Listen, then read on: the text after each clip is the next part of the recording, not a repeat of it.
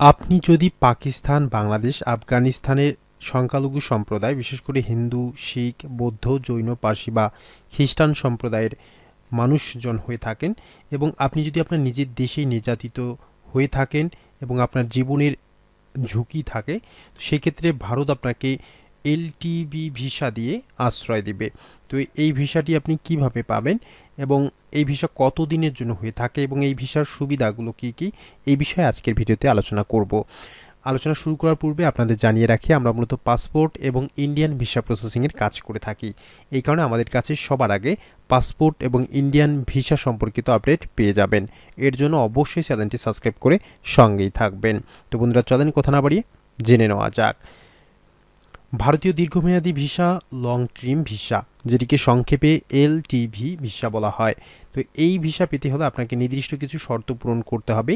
এই ভিসা মূলত পাকিস্তান, বাংলাদেশ ও আফগানিস্তানের নাগরিকদের জন্য প্রযোজ্য, বিশেষ করে যারা ধর্মীয় সংখ্যালঘু, হিন্দু, শিখ, বৌদ্ধ, জৈন, পার্সি বা খ্রিস্টান সম্প্রদায় রয়েছেন এবং নিজ দেশে নির্যাতনের শিকার হয়ে ভারতে আশ্রয় চান, এমন ব্যক্তি যারা রয়েছেন এই ভিসা আপনারা পেতে পারেন।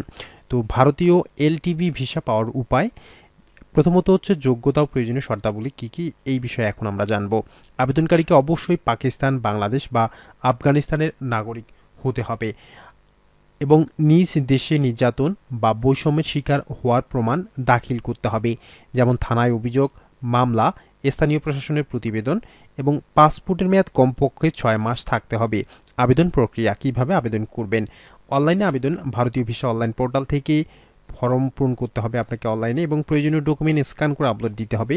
দ্বিতীয়ত হচ্ছে ভারতীয় দূতাবাস বা হাই কমিশনে যোগাযোগ কিভাবে করবেন। বাংলাদেশের ক্ষেত্রে ঢাকা, চট্টগ্রামে অবস্থিত ভারতীয় হাই কমিশন বা ভারতীয় ভিসা অ্যাপ্লিকেশন সেন্টার আইভ্যাকে যোগাযোগ করতে হবে। সাক্ষাৎকারের জন্য অ্যাপয়েন্টমেন্ট নিতে হবে আপনাকে। এবং প্রয়োজনীয় ডকুমেন্ট কি কি নথি বা কাগজপত্র প্রয়োজন পড়বে, প্রথমত হচ্ছে পাসপোর্টের ফটোকপি প্রয়োজন পড়বে এবং পাসপোর্ট প্রয়োজন পড়বে। দ্বিতীয় হচ্ছে ধর্মীয় পরিচয়ের প্রমাণ, যেমন জন্ম সনদ, ধর্মীয় প্রতিষ্ঠানের সনদ। তৃতীয়ত হচ্ছে নির্যাতনের প্রমাণপত্র, পুলিশি রিপোর্ট, মিডিয়া কাভারেজ, স্থানীয় প্রশাসনের লেটার। তৃতীয়ত যে বিষয়টি হচ্ছে ব্যাংক স্টেটমেন্ট বা আর্থিক সক্ষমতার প্রমাণ।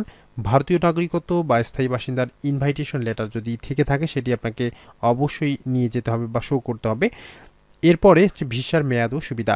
এলটিবি ভিসার মেয়াদ কত বছর হয়ে থাকে এবং কি কি সুবিধা রয়েছে এই ভিসাতে, এই বিষয়ে এখন আমরা জানবো। এলটিবি ভিসা সাধারণত 5 বছর পর্যন্ত মেয়াদি হয়ে থাকে এবং এক্সটেন্ডেড করা যায়, অর্থাৎ মেয়াদ শেষে সেখান থেকে আপনি আবার বাড়িয়ে নিতে পারবেন। এই ভিসা পাওয়ার পর ভারতের নাগরিকত্বের জন্য আবেদন করার সুযোগ রয়েছে, অর্থাৎ এই ভিসা নিয়ে যদি আপনি ভারতে যান সেখানে গিয়ে আপনি ভারতের নাগরিকত্বের জন্য আবেদন করতে পারবেন এবং খুব সহজে এই ভিসার মাধ্যমে আপনি ভারতের নাগরিকত্ব পেতে পারেন। সিএ 2019 অনুযায়ী এটি কার্যত রয়েছে এবং ভিসাধারী ভারতে কাজ ও ব্যবসা করার অনুমতি পায়। যদি আপনি এলটিবি ভিসায় ভারতে যান, অবশ্যই আপনি কাজ এবং ব্যবসা করার অনুমতি পাবেন।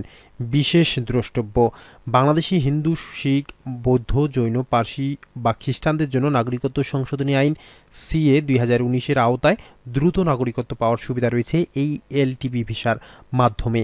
যদি আপনি পারিবারিক কারণে ভারতে থাকতে চান তাহলে এক্স ভিসা বা এনটি ভিসা এর জন্য আবেদন করতে পারেন।